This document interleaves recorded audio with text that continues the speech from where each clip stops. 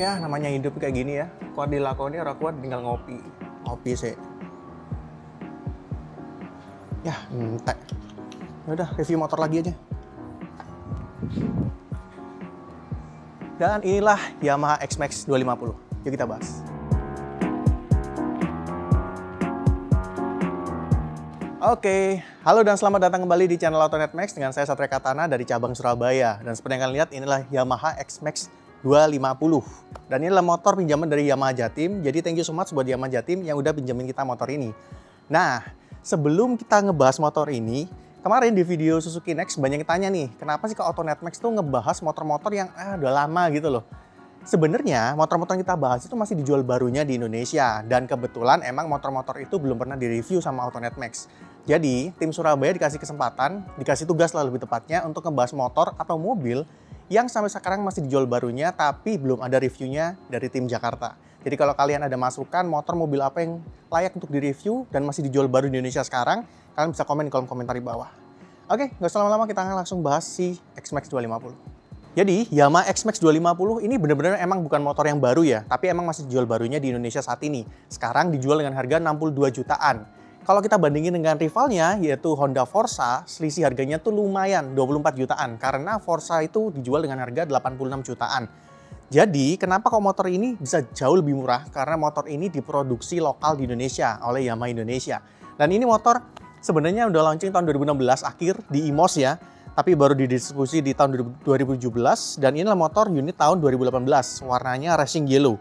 Tapi kalau kalian berharap beli motor ini dengan warna ini sekarang, udah nggak bisa, karena warna kayak gini udah discontinue. Sekarang warnanya lebih ke arah mid. Oke, kita akan bahas mulai dari desain depannya dulu ya. Dari sisi depan kita yang bahas pertama adalah windshield-nya, karena windshield ini ternyata adjustable. Jadi dia ada dua level ya, dua step. Tapi kalau kita mau turunin atau naikin, itu nggak ada knopnya, nggak kayak putar-putar kayak merek sebelah. Jadi ini harus dibongkar, plat nomornya juga dibongkar, ada dua baut masing-masing. Kita turunin dan naikin itu selisihnya sekitar 5 cm. Oke, kita lihat ke lampunya ya. Nah, lampu utamanya, jujur aja sih, bentuk wajahnya ini itu masih kelihatan keren. Jadi kalau kalian beli motor ini tuh masih kelihatan maco gitu. Apalagi lampu depannya, lampu utamanya ini sudah full LED ya. Jadi lampu dekat dan juga lampu jauhnya udah LED dan juga ada LED DRL. Kita coba nyalain ya. Nah, kelihatan ya ada LED DRL-nya di sisi bawah. Ini lampu dekatnya yang di atas semua nih. Tapi kalau lampu jauhnya ada di sisi bawah sih. Nah, ini kalau dari jauh kelihatan kayak ram air ya, padahal bukan, ini lampu jauh. Lalu plastik-plastik warna hitam di bagian depan ini masing-masing punya tekstur yang berbeda. Kalau yang di bagian tengah ini kayak polos-polos aja, yang atas nih kayak agak random gitu ya teksturnya. Dan yang di bawah model kayak kulit jeruk gitu di spatboardnya. Kaki-kakinya dia pakai ban depan 120/70 tapi R15. Ya, agak sedikit beda ya dibandingkan motor-motor pada umumnya. Kalau mungkin kalian punya X-Max, kalian mau cerita pengalaman cari ban motor ini susah atau gampang, kalian bisa komentar di kolom komentar. Nah, untuk pengeremannya dia udah cakram, dia pakai kaliper yang dual piston dan juga sudah ABS. Suspensi depannya dia teleskopik dan ukurannya lumayan gede ya, sekitar 33 mm. Lalu velgnya pakai warna hitam, model palang Y seperti itu. Lampu senya di sini sayangnya masih bohlam biasa. Nah, selain itu di bagian depan juga ada radiator ya, yang lumayan gede. Ini posisinya setara dengan motor-motor sport ya. Padahal biasanya kalau Matic itu radiator ada di sisi samping. Klaksonnya juga ada di sisi itu. Oke, kita pindah ke sisi samping. Oke, di bagian samping ini sebenarnya banyak yang mau saya bahas ya. Yang pertama itu dimensi. Karena dimensi motor ini, kalau kalian perhatikan ini gede ya. Panjangnya itu, kalau kita bandingkan dengan kakaknya yaitu T-Max, cuma lebih pendek 1,5 cm. 1,5 cm itu segini kali ya. Taruh belakang situ. Cuma segitu doang. Dan lebarnya ternyata lebih lebar motor ini. Jadi dimensinya ya selisih 1,5 sama 1 cm. Hampir-hampir sama lah, 11-12. Jadi kalau kalian mungkin mau naik kelas dari NMAX, mau ke T-Max tapi ya duitnya belum cukup, ya beli ini aja dulu.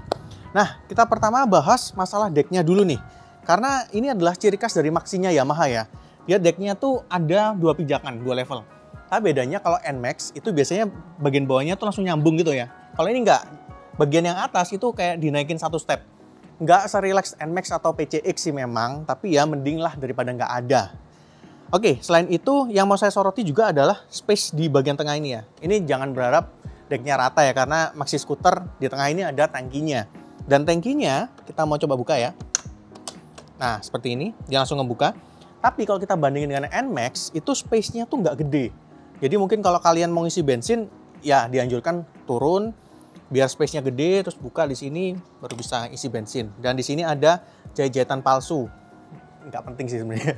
Nah, selain itu ada laci di sebelah sini yang bisa dibuka. Ini nggak ada lockingnya ya, tapi yang sebelah kiri ini ada lockingnya. Kita buka dari sisi tengah sini. Dan di dalamnya ada port chargernya, power outlet. Nah, selain itu masih ada foot pack untuk boncengan di sini, tapi posisinya buat naik tuh agak sedikit tinggi. Ada handle di sini buat kita kalau mungkin mau mundurin atau majuin motor. Lalu joknya nih ada supportnya di sisi belakang. Walaupun ini kayaknya emang mayoritas bagian depan ya ukurannya ya. Dan ini joknya tuh lebar banget. Jadi sebenarnya motor ini nggak terlalu tinggi, tapi joknya lebar. Ngefeknya apa? Ngefeknya ke ergonomi. Ntar akan kita lihat seperti apa ya. Oke, kita akan coba langsung ergonominya seperti apa ya. Kita naik. Nah, kalau lagi riding posisinya seperti ini. Jadi kakinya sebenarnya enak ya. Kalau kita naik lagi seperti ini, ya kalau dibanding dengan NMAX, relax mana? Jelas relax NMAX ya, karena ini posisinya sedikit lebih tinggi ya. Jadi kesannya jadi rada jongkok gitu loh. Sebenarnya lebih enak seperti ini sih malahan. Dan decknya ini kalau diperhatikan dia tuh sebenarnya nggak terlalu lebar ya. Satu sepatu emang pas segitu aja. Posisinya seperti ini, belakang ada support. Jadi ini posisi yang emang relax banget. Oke, kita akan coba juga kalau gimana diturunin ya. Oke. Nah, seperti yang kalian lihat, kaki saya jinjit. Padahal ini tinggi joknya itu 795 mm. Kalau kita bandingin dengan XXR yang pernah kita review, sebenarnya ini tinggi joknya lebih rendah. Tapi kenapa kaki jinjit? Ini karena joknya lebar. Jadi kaki kita tuh agak ngangkang. Nah, gimana ngatasinya? Ya duduknya agak maju ya. Agak maju, mungkin lebih napak. Tinggi saya sih 169 cm. Jadi kalau kalian mungkin tingginya sekitar segitu atau mungkin kurang ya harus kalian akali seperti ini. Nah, mumpung di bawah gini kita akan praktekkan juga gimana standar tengahnya. Mungkin banyak orang yang mikir motor yang gede kayak gini, apalagi ini bobot kosongnya itu sekitar 179 kg. Apakah susah untuk standar tengahnya? Kita akan coba. Dan ternyata semudah itu. Jadi walaupun motor ini gede, bongsor, dan juga berat, ternyata standar tengahnya gampang. Karena yang menentukan motor ini gampang di standar tengah atau tidak, itu bukan karena bobotnya, bukan karena dimensinya, tapi karena si standarnya. Oke, kita bahas bagian belakangnya. Yang pertama adalah lampu ya. Sebenarnya lampunya ini juga cantik, sama seperti di sisi depan. Dan mungkin kalau dicocok logi ya, NMAX yang versi facelift itu salah satu ide lampunya juga dari motor ini. Nah, kalau kalian perhatikan di sini tuh ada LED bar, bentuknya sama kayak LED DRL di depan. Dan lampu belakangnya juga sudah LED. Nah, seperti itu. Sayang lampu seinnya masih bohlam biasa. Dan di sini tuh ada desain ala X. Ya, menunjukkan ini sebuah X-Max. Dan ini ada spakbor yang gede. Kenapa kok spakbornya gede dan lebar seperti ini? Karena ban belakangnya juga lebar. Ban belakangnya pakai profil 140/70 R14. Jadi ini motor bannya itu agak sedikit jomplang ya. Yang depan lebih gede, yang belakang lebih kecil. Kayak motor adventure. Tapi bukan tujuannya bukan seperti itu ya. Ini karena motor ini bagian belakangnya itu penuh dengan ornamen, penuh dengan komponen. Jadi mulai dari signal ponnya gede, ada suspensi di sini, ada armnya di situ, bagian mechanical-nya di tengah juga banyak, sebelah kanan ada mesin dan CVT. Jadi pakai R14 itu memungkinkan motor ini untuk pakai tapak yang lebih lebar. Selain itu, suspensinya ada di sisi belakang. Dan ini beda ya kalau kita bandingin dengan motor-motor pada umumnya, biasanya agak sedikit ke tengah. Kenapa? Karena posisi di belakang ini akan memaksimalkan untuk ruang bagasinya. Kita akan lihat seperti apa bagasinya nanti ya. Oke, selain itu di belakang juga masih ada rem cakram dan juga sudah ABS, jadi ABS-nya dual channel, dan masih ada teknologi traction control. Ya, di tahun 2016 mungkin rata-rata masih belum pakai teknologi kayak gini ya di segmennya ini, tapi sekarang NMAX saja udah ada traction control. Oke, kayaknya itu aja di sisi belakang. Kita mau lihat si stangnya ya dan juga panel instrumennya. Oke, ini adalah bagian keyless-nya dan ini ada untuk membuka jok dan juga untuk membuka yang sebelah kiri. Kuncinya seperti ini. Dan ini ada insert back-nya ya. Nah, ini keyless. Oke, kita nyalakan dari off, masuk ke open dan on. Oke, Kita lihat panel instrumennya. Di sini ada analog kanan kiri, yang kanan tachometer, yang kiri speedometer, dan juga ada MID-nya. MID-nya tuh ada 3 klaster ya. Yang bagian atas itu adalah untuk konsumsi BBM, ada TCS juga, ada rata-rata yang real time juga konsumsi BBM-nya, dan juga rata-rata kecepatan, serta ada suhu, dan juga ada untuk akinya. Di tengahnya ada jam digital, dan di bawah untuk trip meter ya, trip meter, odometer, dan sebagainya. Di kanan ada suhu yang model bar, dan sebelah kiri ada untuk bensinnya. Dan ada indikator ABS, indikator traction control, dan juga indikator untuk kuncinya. Oke, kita lihat stangnya seperti ini. Nah, di sebelah kanan ini ada engine cut off ya, yang nyatu dengan starter. Jadi, nah seperti itu kalau mau nyalain. Dan ada hazard di sebelah kanan ini. Dan ini ada tombol untuk MID-nya tadi. Yang di sebelah kiri dia ada high beam, low beam, dan juga ada pass beam-nya di sini. Jadi satu, jadi nggak terpisah. Ada lampu sein dan juga ada klakson. Ya seperti itu. Oke, kita buka bagasinya. Tapi sebelum itu kalian bisa lihat ya, ada detail jahit-jahitan warna putih dan ada emboss X-Max di sini. Kita buka dan ini posisi ngebukanya itu nggak ada hidroliknya, tapi ada stoppernya kayak NMAX. Bagasinya ya seperti ini, lumayan gede ya. Bukan lumayan gede, ini gede banget sih. Tapi emang nggak terlalu dalam. At least ini keperluan syutingnya kita udah bisa masuk semua di sini. Jadi mungkin bisa buat camp bike ya. Dan di sini ada lampu LED-nya. Oke, itu aja. Kita coba ridingnya. Naik motor ini yang pertama kali saya rasakan adalah posisi duduknya. Cenderung tinggi.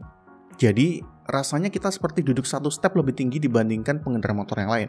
Jadi kalau ke depan tuh kelihatannya kayak kepala-kepala gitu semua. Sedangkan untuk urusan mesin, tenaga maksimalnya ada di angka 22,8 PS di 7000 RPM. Torsi maksimalnya 24,3 Nm di 5500 RPM. Padahal kalau kita jalan santai aja, putaran mesin sudah di sekitar 4000-4500 RPM. Jadi untuk mendapatkan torsi maksimal itu gampang banget. Karakter torsinya tuh nampol, khas motor satu silinder, apalagi motor matic.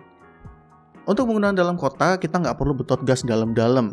Nah, puntir sedikit aja mesin udah bisa diajak lari. Jadi kalau mau dapat kecepatan 60 atau 80 km per jam, sangat mudah di motor ini. 100 pun juga masih cukup mudah. Lalu apakah artinya motor ini tuh boros? Nggak juga. Karena kata kita dalam kota, kita main gasnya tipis-tipis aja, udah dapat kecepatan yang tinggi. Alhasil kami mencatatkan konsumsi BBM-nya di angka 34 km per liter. Cukup irit untuk 250 cc satu silinder.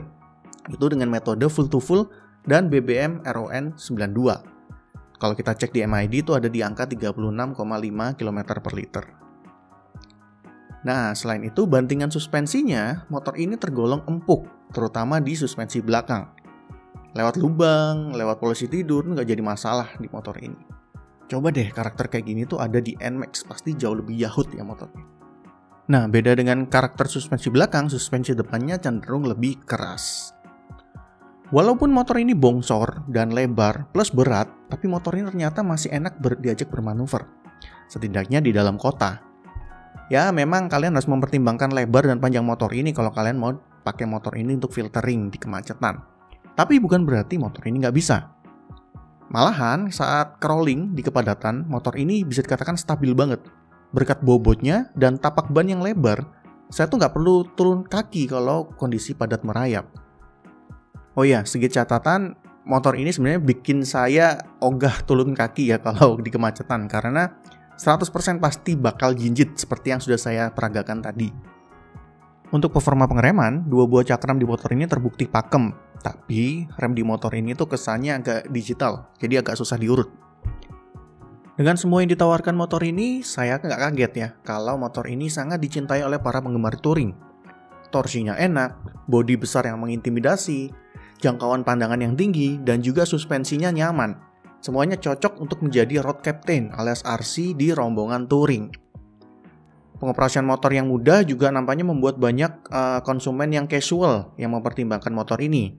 Contohnya mungkin bapak-bapak yang sudah berumur tapi masih doyan touring jauh. Performa dalam kotanya juga bagus asalkan kalian bukan tipikal PPKM alias pulang pergi kena macet. Karena jujur aja macet adalah momok buat motor ini, terutama kalau kalian nggak terlalu tinggi.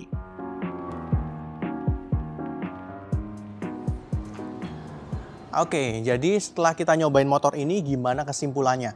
Ini adalah motor yang cocok buat kalian yang pecinta touring ya. Inilah motor yang sebenarnya enak banget dipakai untuk jalan jauh karena torsinya enak, lalu ergonominya juga enak, motornya gede, bannya tapaknya lebar, jadi motornya ini steady banget. Dan kita udah cobain dalam kota juga konsumsi BBM-nya ternyata luar biasa. Angkanya untuk 250 cc tergolong irit juga. Harganya 62 jutaan, lalu dengan segala fitur dan juga segala yang diberikan motor ini, bisa dikatakan inilah motor yang komplit untuk kalian yang pingin naik kelas dari NMAX atau mungkin level 150 cc-an, tapi mungkin memang belum menjangkau levelnya T-Max. Oke, kayaknya itu aja dari Autonet Max. Kembali kepada kalian, apakah motor ini cocok dengan kebutuhan kalian atau enggak? Kalau kalian suka dengan video ini, kalian boleh like dan juga share ke teman-teman kalian. Komen juga di kolom komentar di bawah, dan yang belum subscribe boleh juga subscribe dan juga nyalakan lonceng notifikasinya. Mampir-mampir juga ke website kami di www.autonetmax.com dan juga di @autonetmax Instagram kami ya. Oke, kayaknya itu aja. Sampai ketemu di kesempatan lain. Saya Satria Katana, ngopi sih. Ya.